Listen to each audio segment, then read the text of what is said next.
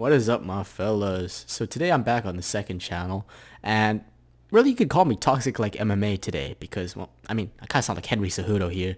My name is Triple C.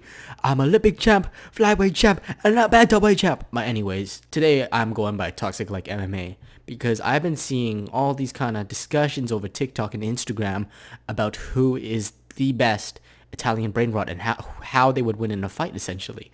And I see a lot of people saying, oh, Tung Tung Tung Sahua would beat everyone else in a fight. And I felt like the best way to see who was the best was to put them in an MMA match with me, myself, also known as the best mixed martial artist on the planet.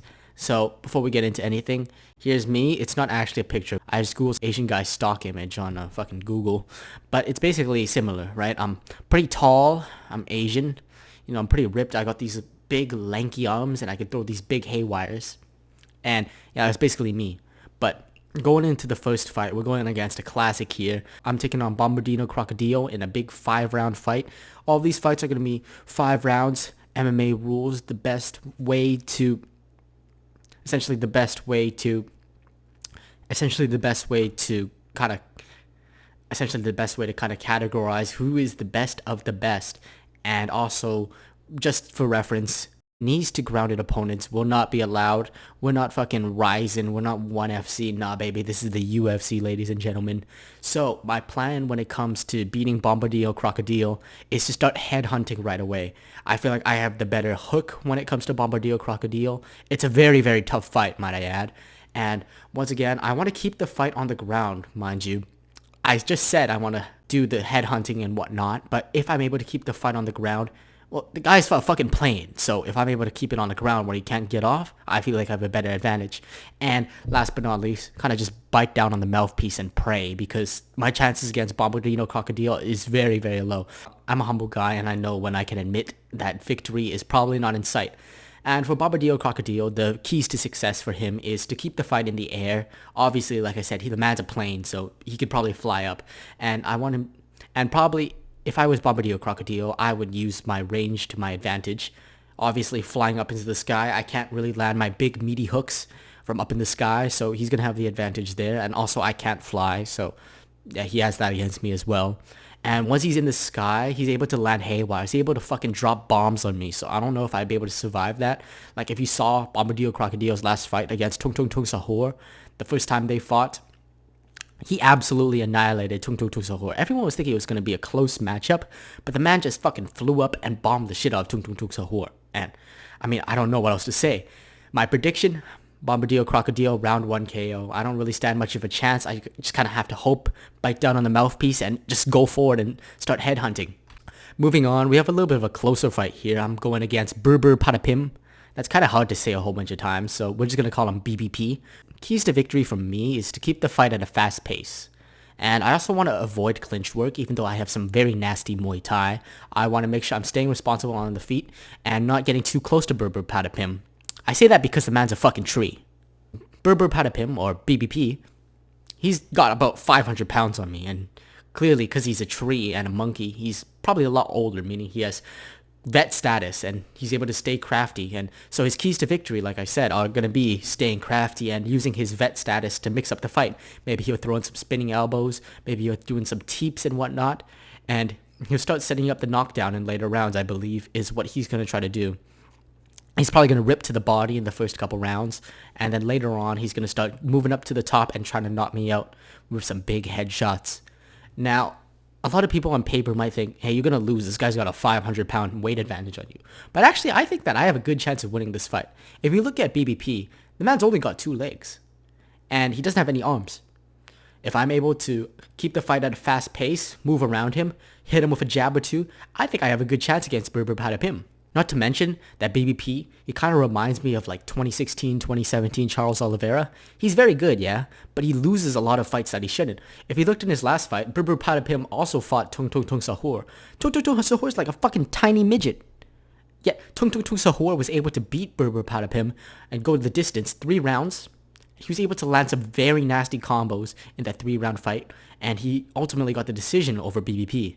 BBP was like a minus 400 against Tung Tung Tung Sahur. And Tung Tung Tung Sahur, who's a little midget, was able to beat him. Now, given me, I'm not a little midget. Granted, I'm a 6'5", alpha male Asian man, so I think I'm gonna have a good advantage. And actually, I should be actually the favorite to win this. I'm going by decision. Now, I don't think I'm gonna be able to knock out Burburp out of him. He's quite taller. It's gonna be hard to reach all the way up to his head and tickle that big ass nose of his. But I think that overall, I can stay crafty. I can move fast, and I'm gonna be able to outmaneuver and beat BBP by a decision. Moving on, we got a classic, one of everyone's favorites. I'm going to be facing Tralaleo Charala. Now, this is a fight I've went back and forth with, and as you'll see in the prediction, it's kind of all over the place.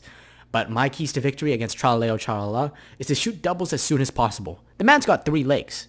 No arms, 3 legs. Doubles are going to be my best friend. Even triples. If I had 3 arms, I would shoot triples.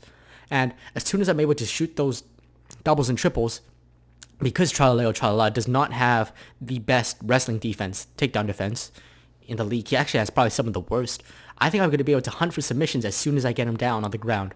And once I'm down on the ground, I think it's wraps. It's like a shark on land once I'm on top of Tralaleo Charala here. And I think I'm going to be able to lock up a rear naked choke. I mean, I have 3 legs to choose from if I want to go for some ankle shit. But anyways, the one thing I want to avoid at all costs in this fight is standing and banging with the man. That is one thing you do not want to do with Tralaleo Charala. If anyone's learned their lesson, do not mess with Tralaleo Charala on the feet. If you saw what he did to Bombadil Crocodile on the feet, it was insane. Bombadil Crocodile obviously looking like he had an advantage. Fucking Tralaleo Charala, he climbed all the way up. He climbed air. How the fuck do you climb air? He climbed all the way to the top and was able to hit some nasty combos on Bombadil Crocodile. So going back to Tralaleo Charala, his keys to victory is to prioritize head movement and keep the fight striking. Obviously, he's the much better striker. As humble as I am, I can admit that Tralaleo Charala is probably the much better striker than me. He's got amazing kickboxing, some of the best in the game. And when Tralaleo Charala is coming against me, he wants to get ready to sprawl. He wants to use all his whatever takedown defense I don't even know where he is. I think he's at AKA right now training. He wants to make sure he's ready to sprawl, ready to get his arms in the way, or I guess his legs, and dodge my takedowns to the best he can. I also think Tralaleo Charala, given that he's a shark and he does cardio for a living when he swims, he probably has better cardio than me. So I would say try to drag it into later rounds and use the cardio to his advantage. He does not really have knockout power. He's able to piece you up he's like Max Holloway. He's got like pillow hands. But he does do very good in the striking, and he's a pretty crafty guy, and he's pretty smart. I do have my prediction here.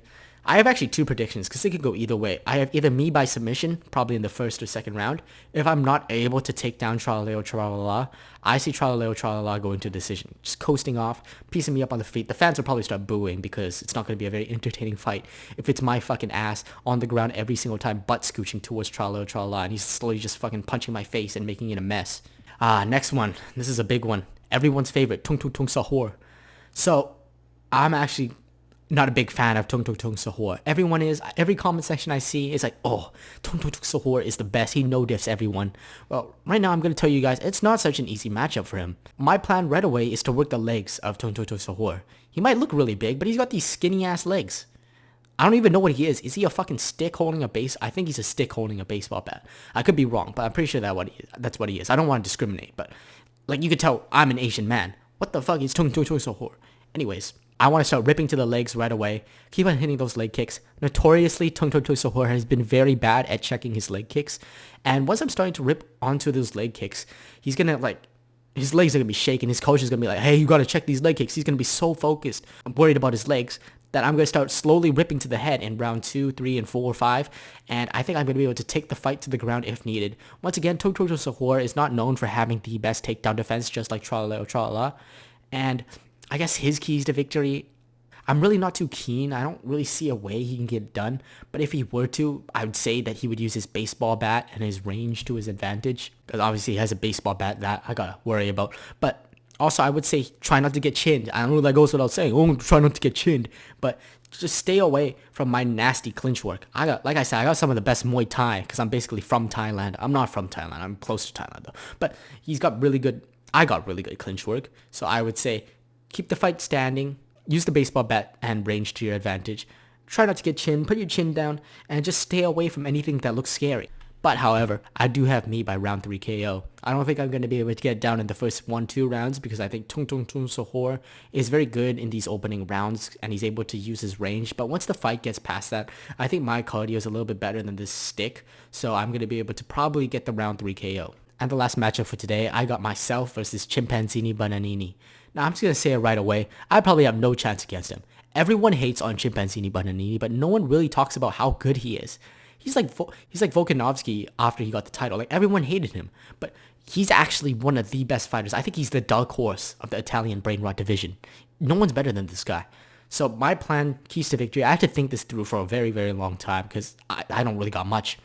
I have to rip to the body because there's no point in testing this man's chin. Look at his fucking neck. He's like Yoel Romero. His neck is fused to his body. How am I going to knock that man out? And I want to try point fighting. Imagine I'm like Michael Venom Page. Maybe I got to go to like a karate dojo in Japan and just start training point stance karate because I don't know. I do not want to get close to Chimpanzini Bananini. And I just got to pray, man. I really just got to pray. Now, Chimpanzini Bananini, he has many ways to win the fight. It wasn't really hard thinking of a way that he would get it done, but some keys to victory for him is to use footwork to keep the fight fast-paced. Chimpanzini Bananini has some of the quickest feet in the game, so I'm just not able to touch him if he keeps up his fast footwork. And don't tire from throwing. That's a tongueful. Don't tire from throwing what the fuck? Don't tire from throwing haywires. That's what I meant to say. Chimpanzini Bananini has some of the greatest striking in the sport.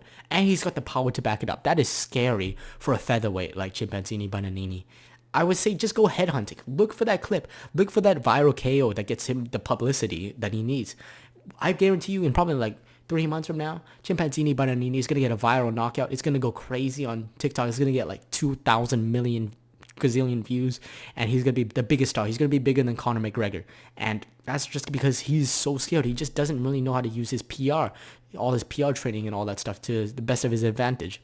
Granted, learning English would probably help. He speaks ape, so I don't know how much he's doing on the mic nowadays, but if he's able to just land one big haywire to the head of me, I don't think I'm going to be able to take it. The man's a fucking monkey banana. How am I going to beat that? Anyway, so I got Chimpanzini Bananini by round 1 KO. I appreciate y'all for watching this video. Let me know if I missed any other fighters down in the comment sections below. And remember, a toxic like video a day keeps all the bitches away. Peace.